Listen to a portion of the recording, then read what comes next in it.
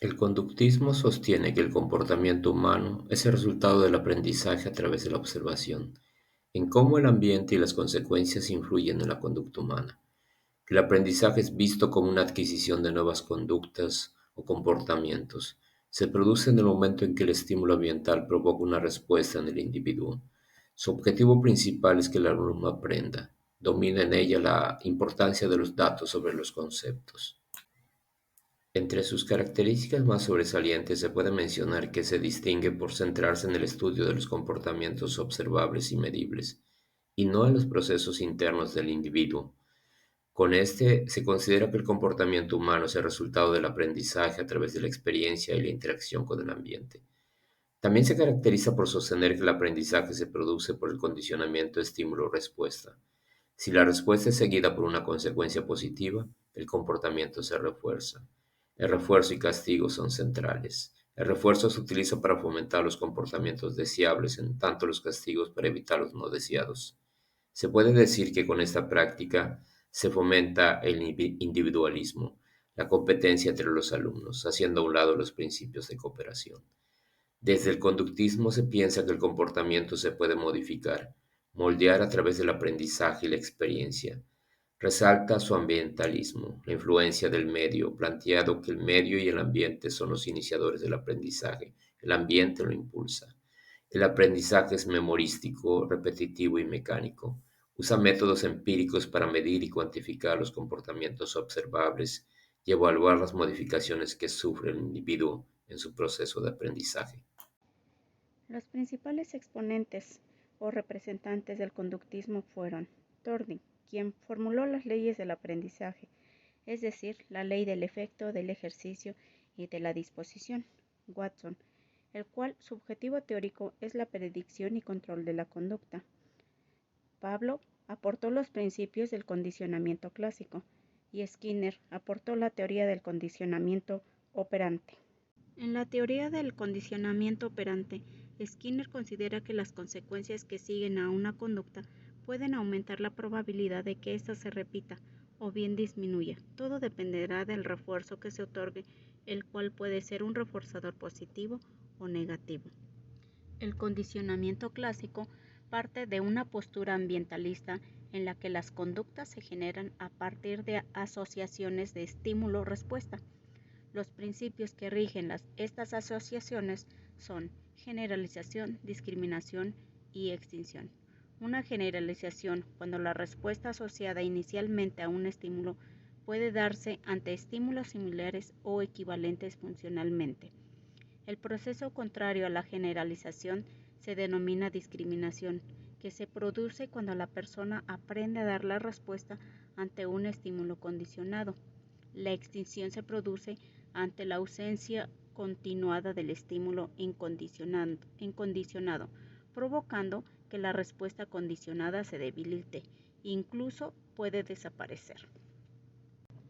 Thorndike afirmaba que cuando un acto va seguido de una recompensa, tiende a repetirse, y cuando va seguido de un castigo, disminuye la probabilidad de su repetición, y esto lo podemos ver formulado en las leyes de aprendizaje.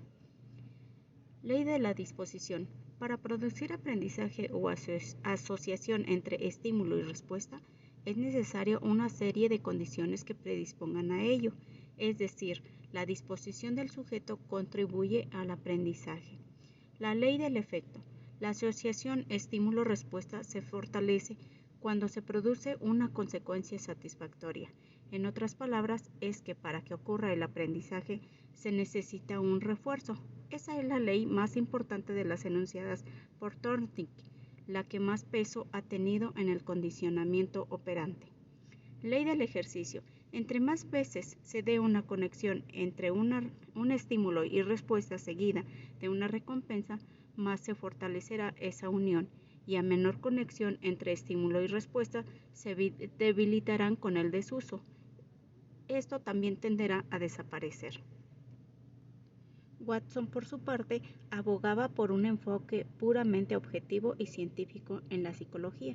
Consideraba que solo la conducta y el comportamiento observables pueden ser estudiados, por lo que determinó que la conducta humana es modificable.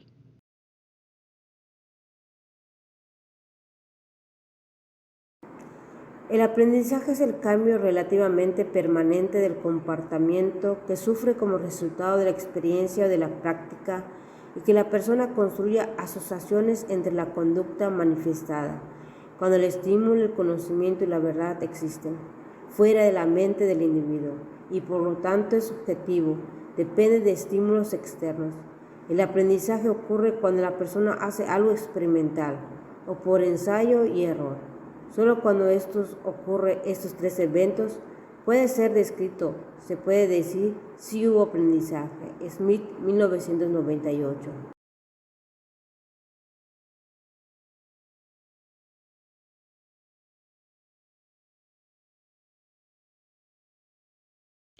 Dentro de la El evaluación de docente dirige aprendizaje todo a el partir proceso de del enseñanza y conductismo es aprendizaje. importante identificar qué, El estudiante es un quién, sujeto pasivo que cómo se y considera cuándo se vacío de evalúa contenido. para poder conocer y entender cómo se ve reflejada esta teoría.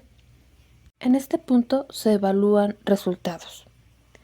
Aunque se fijan objetivos, en gran medida esta teoría se basa en resultados cuantitativos, es decir, se mide en números el conocimiento y los saberes de los educandos, mediante las notas o las calificaciones. El profesor impone autoridad mediante el estímulo-respuesta que se ejerce en el proceso de enseñanza. Asimismo, con la referencia de las calificaciones, impone, al ejercer presión en los alumnos, tal como lo refiere Bloom, 1971. Los datos de evaluación formulan juicios, y esto quizá hace más susceptible que se confunda la medición con la evaluación. A través del modelo por objetivos en el que se basó Tyler, podríamos considerar que la planificación entra como un instrumento tradicional, ya que, como lo refiere Monedero J. 1998, el esquema de instrucción determina y describe en términos claros y precisos los objetivos que se desean lograr con la enseñanza, así como las actividades de enseñanza en función al conocimiento de los alumnos, y reflejar en evaluación hasta qué punto se alcanzaron los objetivos. Si bien hoy en día se realiza adecuaciones acorde a las necesidades de los alumnos, anteriormente no era así, ya que quizás era más una secuencia didáctica para seguir. Otro ejemplo de ello serían los exámenes, ya que el aprendizaje en esta teoría está basado en el logro de objetivos, y esta herramienta permite medir el aprendizaje, evidenciando el rendimiento educacional de los educandos. En este punto, podría entender y considerar que esta teoría se aplicaba en el modelo tradicional de la educación, posiblemente educación que recibieron nuestros padres o abuelos, y que bien podría aplicar aquel viejo refrán que menciona: la letra con sangre entra, ya que no solo se buscaba controlar o predecir el aprendizaje, sino también la conducta de los educandos. La evaluación se ve reflejada al final del proceso, es decir, una vez determinadas las actividades programadas, se deben alcanzar el o los objetivos, y es ahí cuando se da a conocer la cuantificación del conocimiento mediante el comportamiento o el aprovechamiento.